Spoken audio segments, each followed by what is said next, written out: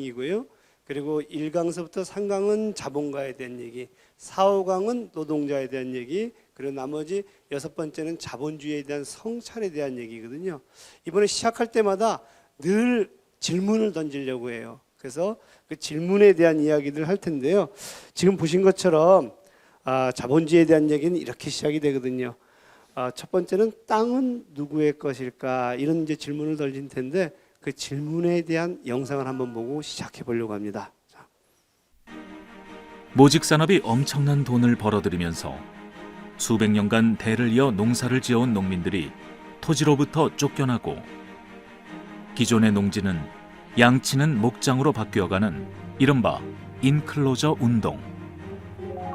토마스 모어는 유토피아에서 양이 사람을 잡아먹다라고 한탄. 양에게 잡아먹힌 사람들이 거지, 불황자, 도적 등이 되었다고 비판했다. 본래 땅은 누구의 것일까? 성경은 말한다. 하나님이 이르시되 내가 온 지면에 씨 맺는 모든 채소와 씨가 진 열매 맺는 모든 나무를 너희에게 주노니 너희의 먹을거리가 되리라. 중세시대는 하나님이 인간에게 빌려준 땅을 영주가 갖고 영주는 일부 땅을 농민에게 빌려줬다. 그러나 오늘날 땅은 소유주가 있다. 소유주는 땅을 임대하거나 그 위에 건물을 지어 돈을 번다. 그런데 땅이 돈을 버는 속도가 노동을 통해 돈을 버는 속도보다 너무 빠르다. 모두에게 고루 분배되었던 하나님의 땅이 어떻게 소수에게 사적으로 소유되게 되었을까? 자, 보신 것처럼 이 자본주의 이전에서는 모든 것이 다 하나님의 것이었거든요. 누구의 것도 아니었는데 자본주의가 등장하면서 이제 땅, 건물 이런 소유주가 생기기 시작했거든요.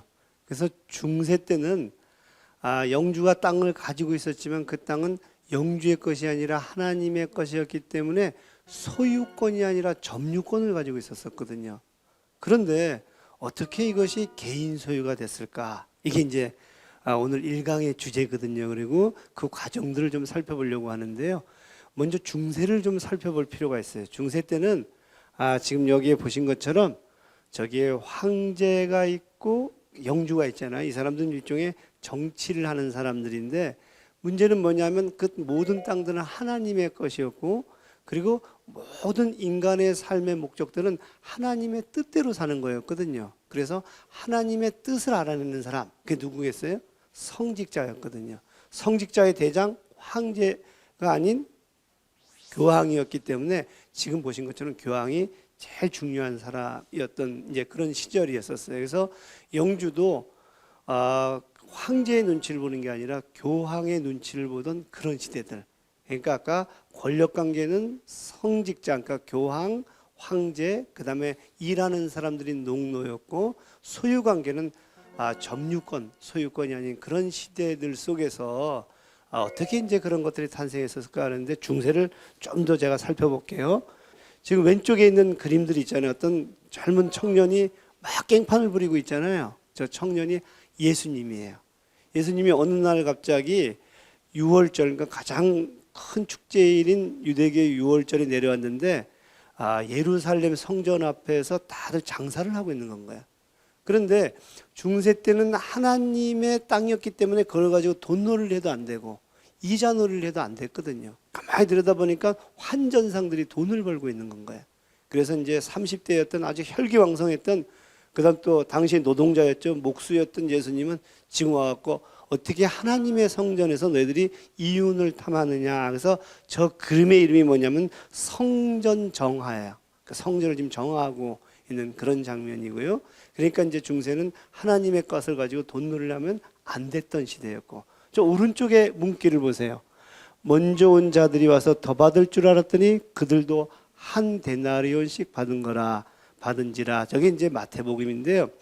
당시에 제자들이 예수님께 물어봤어요. 하나님의 나라는 어떤 나라입니까? 그랬더니 항상 이 대가들은 절대로 있는 그대로 얘기하지 않고 은유를 빌어서 얘기를 하거든요. 하나님 나라는 농장 주인의 사례를 들어서 내가 얘기를 해보면, 농장 주인이 아침에 가가지고 일꾼들을 불러 모아요. 우리로 치면 이제 인력시장 같은 데서 점심 때도 또 일꾼들을 또 불러오고 저녁 때도 불러왔어요. 이제 다 일이 끝난 다음에 뭘 해야 되죠? 임금을 계산해서 줘야 되는데, 놀라운 것은 뭐냐면 다 같이 한 데나리온씩 주더라, 이렇게 얘기하면서 예수님이 이렇게 얘기를 해요. 이게 하나님 나라야. 여러분들은 이런 하나님 나라에 살고 싶어요? 안 살고 싶어요?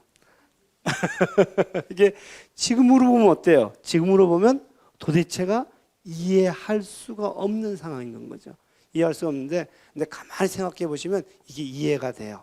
왜 이해가 되냐면, 맨 마지막에 일을 하러 온 사람들은 어떤 사람들이겠어요? 노인이나 장애인이거나 아니면 일을 잘 못하는 사람들일 거 아니에요. 그럼 첫 번째 온 사람은 일을 굉장히 잘할 수 있는 사람, 가장 돈이 많이 필요한 사람이 누구겠어요? 그렇죠. 늦게 온 사람들이겠죠. 그러니까 지금 이제 본 것처럼 하나님 나라는 누구나 그 속에서 인간답게 살 수 있는 세상이야. 이제 그런 의미가 담겨 있지 않을까? 그렇게 본다면 중세는 지금의 시대와, 어떻게 자본주의 시대와 굉장히 다른 모양들을 하고 있었을 거다. 이랬던 것이 중세이거든요. 그런데 그 중세의 땅에 이상한 자가 나타나기 시작해요. 그 이상한 자는 지금 보신 것처럼 저 가운데 뭐가 생겼죠? 도시의 비지. 비지는 이게 빚이 많다 이런 뜻이 아니고요.